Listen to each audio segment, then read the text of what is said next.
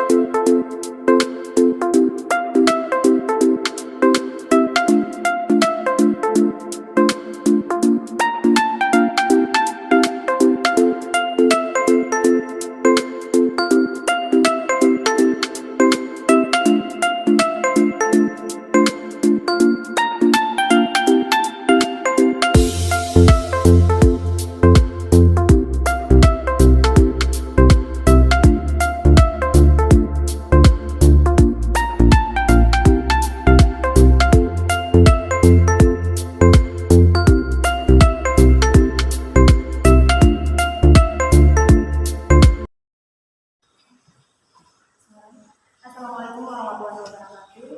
Saya Ulfa Rianti selaku host dan rekan-rekan saya Siti Harsin sebagai penulis, Ahmad Tiara sebagai admin, dan Sinta Fianti sebagai dokumentasi. Kami dari Fakultas Ekonomi dan Bisnis Islam, Prodi Perbankan Syariah. Pada hari ini kami akan mewawancarai salah satu dosen di IAIN Kendari sekaligus tokoh agama di masyarakat, yaitu Bapak Daniel L.C. Kendari. Dr. Daniel L.C. Kendari. Selamat sore, Pak. Sore. Bagaimana Pak, sehat? Alhamdulillah. Sebelum saya bertanya, Pak, Bapak asli orang Sulawesi atau luar Sulawesi? Saya asli Sulawesi, cuma lahirnya di Papua. Sukunya aslinya Sulawesi, lahirnya Papua, jadi Papua Sulawesi. Di mana Bapak menempuh pendidikan sekolah dasar hingga S2, Pak? SD saya di Papua, di Sorong. SMP, SMA saya di Sulawesi Selatan, Madrasah Sanawiyah dan Aliyah Darul Ulum. Kemudian menempuh strata 1 di Universitas Al-Azhar Kairo di Mesir. Kemudian selesai di sana melanjutkan studi lagi mendapatkan beasiswa di S2 UIN Alauddin Makassar, dan yang terakhir S3 mendapatkan beasiswa 5.000 doktor di Uni Syarif Hidayatullah di Jakarta. Jadi Papua, Sulawesi, Jakarta, Mesir, di Sulawesi baru itu pendidikan. Kalau Bapak menempuh bidang studi di luar negeri, bagaimana cara Bapak memenuhi kebutuhan sehari-hari dan apakah Bapak tinggal bersama keluarga atau sendiri? Oke, ini untuk S1, S2 atau S3 yang mau cerita. S1 saya belum menikah, masih jomblo. Jadi saya tinggal bersama teman-teman di apartemen, masing-masing tinggal di kamar, dan memenuhi kebutuhannya saya kebetulan mendapatkan beasiswa saya dari Universitas Al-Azhar Kairo. Tiap bulan saya dapat beasiswa, dan itulah yang saya gunakan untuk memenuhi kebutuhan sehari-hari. Yang kedua, S2 saya di UIN Alauddin Makassar, juga masih jomblo, belum menikah, dan saya juga mendapatkan beasiswa, bahkan 2 kali mendapatkan beasiswa dari Jakarta. Pertama masuk dan penyelesaian, juga dari beasiswa itu pula yang saya gunakan untuk memenuhi kebutuhan saya.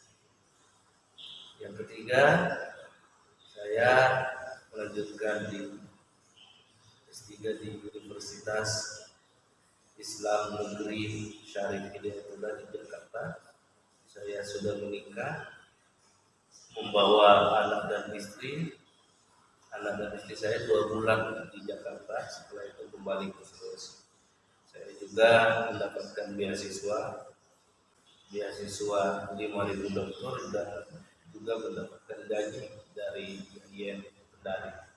Jadi untuk memenuhi kebutuhan itu alhamdulillah ada, baik dari beasiswa maupun dari gaji, juga dari keseharian ketika berdakwah ada penghasilan tambahan yang itu saya gunakan untuk memenuhi kebutuhan sehari-hari, baik itu makanannya, minumannya, tempat tinggal, dan lain sebagainya. Jadi alhamdulillah selama kuliah ada terus beasiswa. Seperti yang diketahui, selain menjadi dosen, Bapak juga adalah seorang ustaz. Bagaimana cara Bapak mengimbangi kedua hal? Tahu dari mana saya ustaz? Sudah. Jadi saya selain dosen juga bergabung di beberapa lembaga. Pertama saya lembaga ormas, organisasi masyarakat khususnya keislaman di Nahdlatul Ulama. Sebelumnya saya menjadi wakil khatib Syuriah PWNU Sulawesi Tenggara. Saya juga bergabung di beberapa lembaga termasuk Majelis Ulama Indonesia. Saya sebagai sekretaris Komisi Fatwa Majelis Ulama Indonesia Provinsi Sulawesi Tenggara. Saya juga bergabung di BP4, bergabung di kekeluargaan KKSS, bergabung di OIAA, dan banyak lagi organisasi. Selain itu, keseharian saya selain sebagai dosen yang harus memenuhi 3 hal, yaitu pendidikan, pengabdian, dan penelitian. Ya, mengajar sama dengan saat ini, mengajar kalian tadi kita belajar, juga pengabdian baik di masyarakat maupun di program studi. Kebetulan dalam seminggu saya memiliki jadwal-jadwal pengajian tetap, apakah itu di masjid atau di badan kontak majelis taklim di BKMT. Saya sering membawakan pengajian juga di sana, di beberapa masjid di Kota Kendari dan di Konawe Selatan, di Aljaria atau di Masjid Rodatul Mujahidin untuk nunggu. Nah, bagaimana cara membagi waktu? Yang pertama, yang paling prioritas itu adalah pendidikan. Bagaimana mengajar kalian adik-adik, waktu yang sudah ditetapkan itu harus disiapkan waktu. Ketika ada waktu senggang, di waktu libur, maka disitulah waktu-waktu saya membawakan pengajian, khususnya ceramah-ceramah keagamaan, baik itu di malam hari, seringkali juga di sore hari, ataupun di hari Sabtu dan Minggu, yang mana hari itu adalah hari libur, kegiatan kemasyarakatan sangat banyak. Selain itu juga saya sambil nulis-nulis di waktu-waktu senggang, tulis penelitian, yang lalu penelitian saya tentang pondok tahfiz, dan alhamdulillah sudah selesai. Dan hari ini saya juga akan meneliti tentang pengajian tafsir, jadi implementasi pengajian tafsir dalam penanaman moderasi beragama. Jadi tentunya kita harus pintar-pintar untuk membagi waktu. Saya sebagai dosen, saya sebagai juru dakwah, saya sebagai anggota dari organisasi, saya sebagai anggota dari lembaga yang ada atau organisasi kemasyarakatan, ya sepintar-pintarnya kita membagi waktu. Paling tidak kita semuanya tetap berjalan sebagaimana yang sudah kita tetapkan waktu. Jadi perencanaan itu harus disusun dengan rapi, kemudian setelah dilaksanakan ya dievaluasi apakah berjalan lancar semuanya atau tidak. Apa yang membuat Bapak termotivasi untuk memberikan pendidikan Hingga Mesir? Apa yang memotivasi saya? Yang pertama, orang belajar itu dari ayunan hingga ke liang lahat. Pepatah bahasa Arab kan mengatakan begitu. Utlubul ilma minal mahdi ilal lahdi. Tuntutlah ilmu dari ayunan hingga ke liang lahat. Artinya apa? Ke Mesir adalah cita-cita saya ketika masih SD. Kelas 5 SD saya sudah bercita-cita ingin ke Mesir. Karena saya punya tekad untuk ke Mesir, maka saya berusaha belajar untuk mencapai cita-cita. Makanya ketika Anda ingin mencapai sesuatu, maka berusahalah untuk mencapai itu. Karena pintu rahmat, pintu hidayah Allah itu sangat banyak. Bisa jadi dengan banyak, bisa jadi dengan jalur apa saja kita bisa masuk. Nah, untuk ke Mesir harus membutuhkan modal. Modal itu paling tidak modal pendidikan, pengetahuan, bahasa Arab, bahasa Inggris, pengetahuan agama, yang itu kita bawa sampai ke Mesir. Nah, karena keinginan saya dari awal untuk belajar di luar negeri, maka ketika sanawiyah alia saya belajar sungguh-sungguh. Kenapa? Saya ingin ke Mesir. Karena Mesir itu adalah negara yang menggunakan bahasa Arab. Karena negara menggunakan bahasa Arab, maka saya harus belajar bahasa Arab.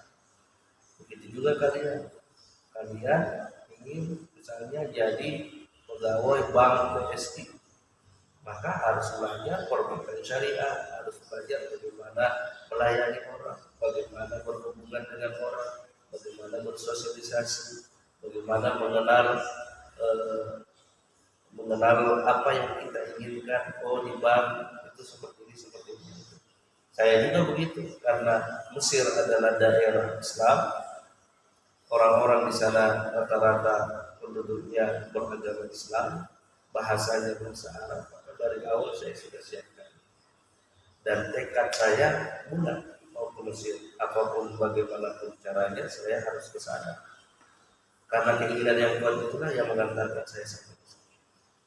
Hingga saya berangkat ke Mesir sendirian, dan seorang pun yang saya kenal di Mesir.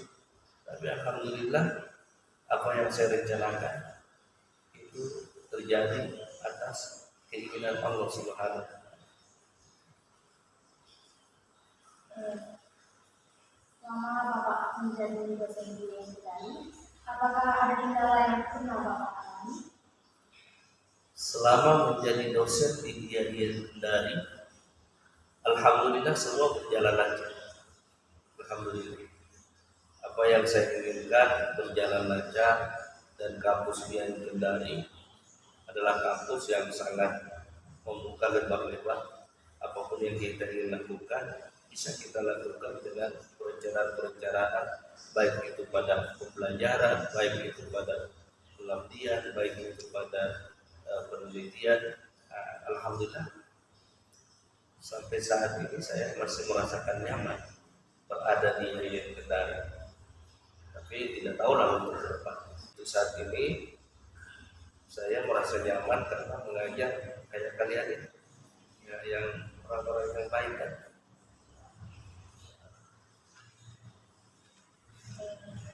Sebagai seorang tokoh agama, bagaimana tanggapan Bapak ketika berada di tempat dengan orang yang latar belakang dan budayanya berbeda dengan Islam?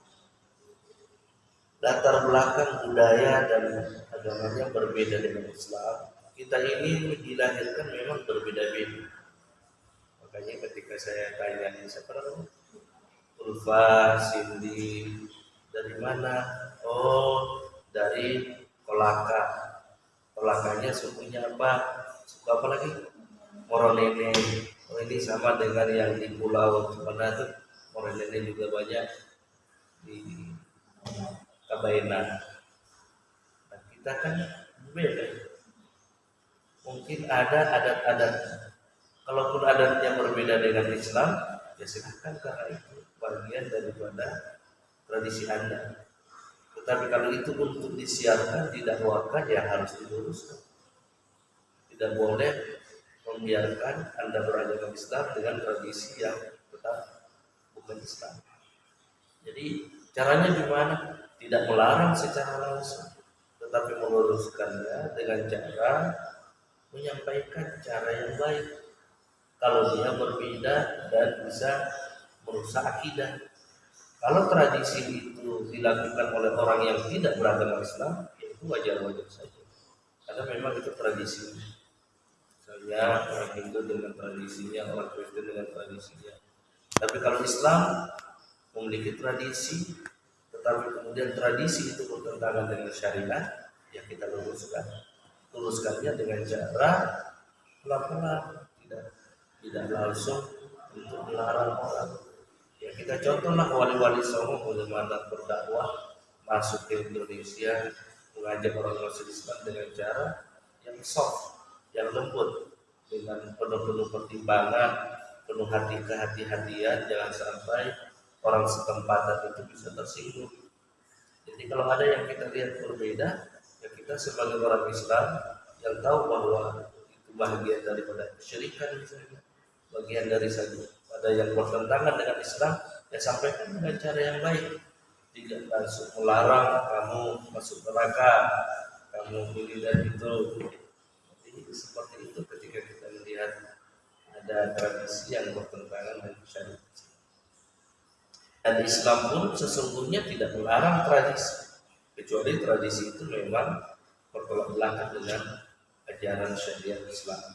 Misalnya datang ke batu-batu besar, minta di batu-batu besar, itu kan bertentangan. Tradisi itu seharusnya diluruskan bahwa batu itu tidak bisa memberikan apa-apa. Yang bisa memberikan itu adalah Allah, maka minta sama Allah.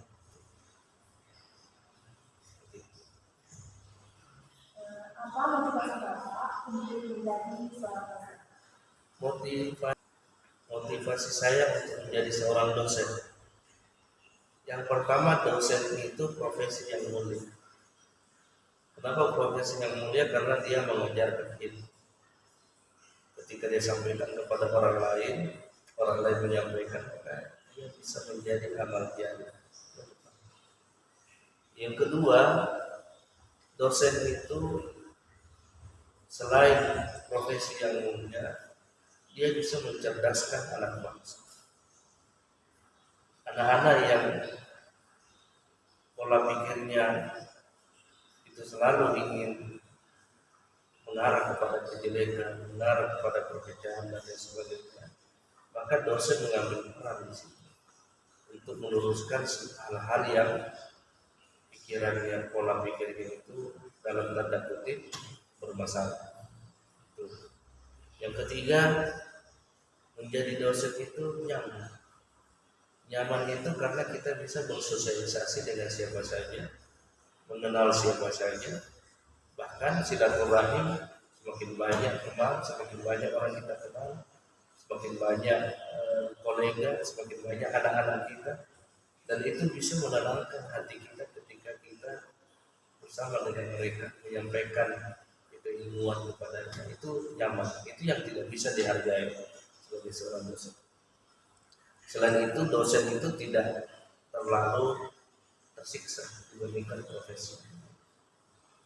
Dosen masuk mengajar, kemudian melakukan pengertian, melakukan penelitian, itu bisa dikerjakan dengan santai sebenarnya. Santai dalam artian bahwa kita mengerjakannya dengan tidak membutuhkan tenaga, mengangkat barang dan lain sebagainya. Makanya banyak orang yang ingin menjadi dosen. Nah, yang seperti yang ada lihat, bagaimana dosen itu semuanya bisa berjalan dengan baik, bisa bertemu dengan keluarga, bisa bersama dengan anak. Jadi saya ingin menjadi dosen karena banyak hal beberapa manfaat, beberapa tujuan yang bisa kita lakukan selama kita menjadi dosen. Selain itu ya gajinya alhamdulillah, bisa menghidupi anak istri, bisa menghidupi orang lain. Mau jadi dosen? Jadi mau jadi dosen? Itu mau? Itu yang kamera jadi istri dosen. Seperti yang diketahui, Bapak adalah dosen tetap di Fakultas Ilmu Pengetahuan di kampus yang baik. Apakah di fakultas ini Bapak mempunyai jabatan tertentu? Untuk saat ini saya dosen biasa karena baru pulang dari belajar, dari pendidikan S3. Jadi untuk menjadi jabatan itu tidak ada. Saya sebagai dosen biasa saja, dosen tafsir, dan itu lebih saya senangi sebenarnya. Karena selain bisa mengajar, saya juga bisa mengabdi di luar. Karena dalam hidup ini terlalu kecil kalau kita hanya hidup di lingkup perkuliahan saja, di lingkup kampus saja. Masyarakat banyak yang menunggu saya. Makanya ya selain mengajar, mengabdi, saya banyak membantu orang-orang di luar, apakah itu dari sisi keilmuan atau sisi Pertanyaan terakhir, sebagai seorang tokoh agama, apa motivasi Bapak untuk memperluas agama Islam ini? motivasi saya memperluas agama Islam dan soal dakwah. Dakwah itu wajib bagi siapa saja. Tidak harus seorang ustaz itu berdakwah. Siapapun yang mengaku beragama Islam wajib dia berdakwah. Dakwah itu tidak diartikan bahwa kita harus ke masjid berdakwah atau kita harus ke rumah-rumah datangi satu-satu. Dakwah itu maknanya luas, mengajak orang untuk melakukan kebaikan. Maka karena kebaikan itu sangat banyak, maka banyak cara untuk berdakwah. Ada yang seperti jamaah tabligh, datangi rumah-rumah orang. Ada yang seperti salafi, mengajarkan ilmu pengetahuan di masjid-masjid atau di lembaga dan lain sebagainya. Ada yang seperti membuat ormas untuk tujuan dakwah dan banyak cara. Nah, saya adalah bagian daripada itu. Karena saya beragama Islam, ulfa beragama Islam, sini Islam, maka semuanya wajib untuk berdakwah. Tidak boleh mengatakan tujuan yang berdakwah itu Ustaz. Kita semua wajib untuk berdakwah. Nah, bagaimana caranya? Ya masing-masing punya cara sendiri-sendiri.